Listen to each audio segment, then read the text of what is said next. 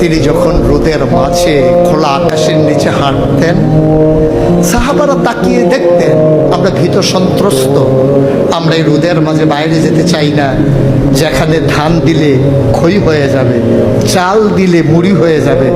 প্রচন্ড গরমের মাঝে তিনি হাঁটেন কেমনে?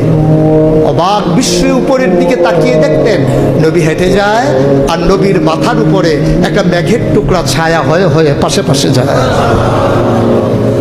এবড়ো থেবড়ো পাথরগুলোর উপর দিয়ে আমার নবী যখন হাঁটতেন, পাথরের কোনা বের হওয়া পাথরে সবাই হাঁটতে ভয় পেতেন, অথচ নবী সেই এবড়ো থেবড়ো পাথরের উপর দিয়ে হেঁটে যেতেন।